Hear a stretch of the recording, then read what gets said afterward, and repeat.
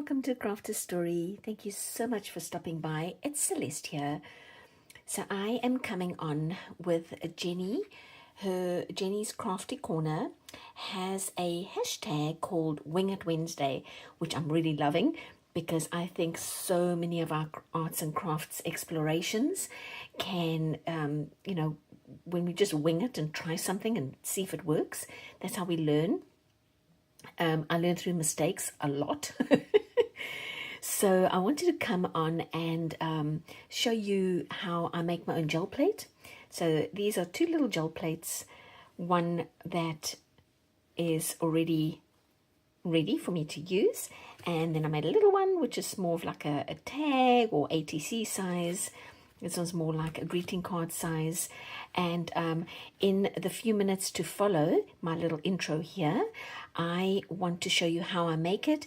And my wing it really is that I was halving my recipe that I had used previously. And I haven't made this in over, I don't know, maybe 18 months or so since I've made some of these gel plates.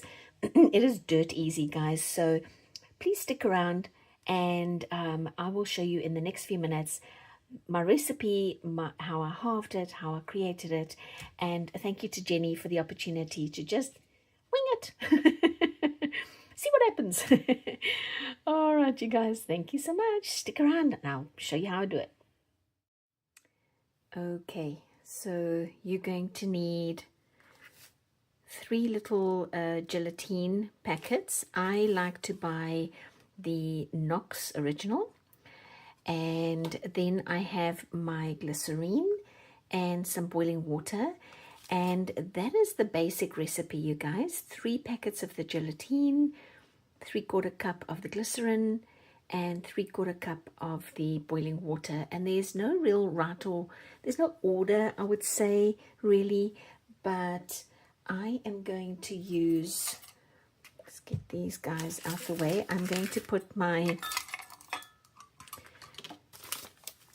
glycerin and, it is open, my glycerin and my water in first, and then slowly stir in the gelatine.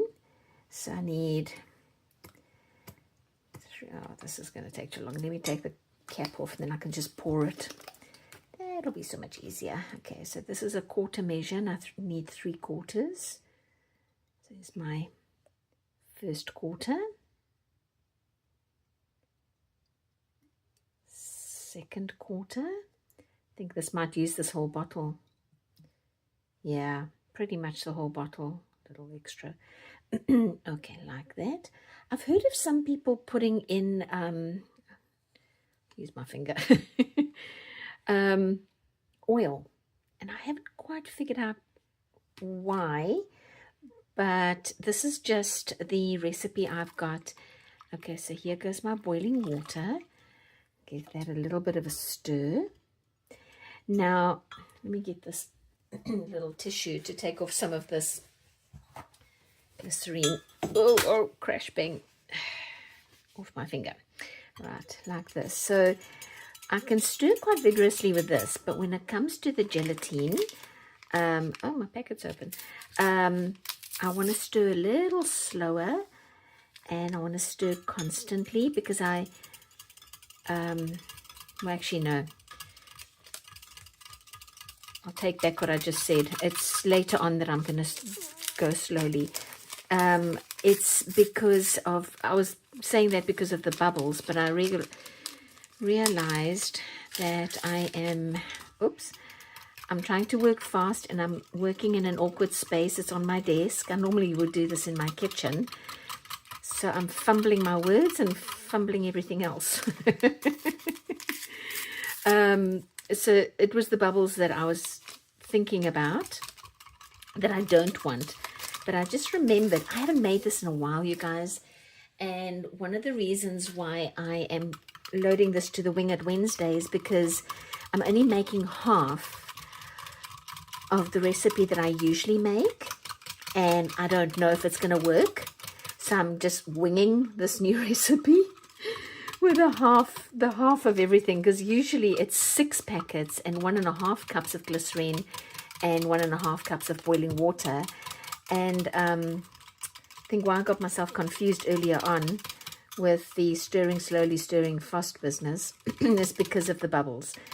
But I now remember, it's been about 1.5 years since I've made any of these, but I now remember that when I put the mix in my dishes, it doesn't matter, and I've just got some Pyrex dishes here, it doesn't matter that there's bubbles on top, because the part of the gel plate that I'm going to be using is the part that sits at the bottom here. So when I pull it out, this is going to be flat. If there's bubbles and holes and stuff in the top, it doesn't matter. I think I'm actually looking pretty good here in terms of having everything is melted, everything is dissolved nicely, and so I can pour now. So let me pour. And I only have 2 containers because I think that's all I'm only have that much mix. And I'm making the depth about a pinky deep. What is a pinky? 1/2 inch? It's about a pinky deep, guys. I do have, I don't think I'm going to have enough. I had another Pyrex dish here, but I don't think I have enough. But oh damn, let's just do it. I'm just gonna see,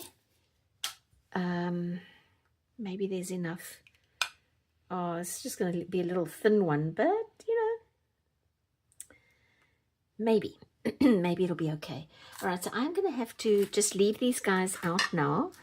See if I can get a little extra out here to make it a little bit thicker. Excuse me. All right. Wasn't quite 3, but we're up with this. Over there. I'm going to go and take these guys and put them in the refrigerator for about 2 hours. I could leave them out, especially in the winter if it's cool, or if you in the summer and the air conditioner's on and the house is cold, you could leave them out. But to kind of speed things up a little bit, I'm going to go and put them in the fridge. I actually think I have pinky deep on all 3. So I did get 3 out. I didn't think I'd get that many. But I will be back in 2 hours for this video. I'll be back in seconds, but in real time. And then we'll pull these out. Okie dokes. Everything's back out of the fridge. And as you can see, it is in there. It's solid. And that's what you want, right? So the bubbles that formed on the top here is, it doesn't matter because this is not the side that I'm going to use for the gel plate. I'm going to use the side that touched the bottom here. And so I'm going to get my trusty little craft knife, my butter knife out. Just very, very carefully loosen up the edges. So these homemade gel plates, guys, are not quite as robust, I guess you could say, as the store-bought one, but it honestly still does the job. And I didn't have the time today, but if you can, try to see if you can leave your mix overnight in the fridge. I don't know, I don't know why, but to me it just feels like it sets better. And then when you're storing it, when you're not using it and you're storing it, store it in the fridge also. Okie dokie, it's out. Ha! We've got it. Here is my gel plate. So it's going to take on the shape of whatever container you use. I'm just using these Pyrex containers. So there's a little bit of a there isn't a hard edge. It's a bit of a rounded edge. I'm okay with this because this is sort of like an ATC. Oh, that's an ATC size to me. I have one of these dishes that's a round that I've used in the past as well. And that round was really nice to make tags. This is also a nice tag size. So, okay, let me put that down there. Let's get this other one out. I think this one's slightly wider. Oh, I broke one end. Sorry, you guys, getting the top of my hand here. I'm just kind of right up. I'm working in a small space, and I'm right up against the camera. I think I might have... Oh, sorry, that was just me. I think I butchered this one a little bit.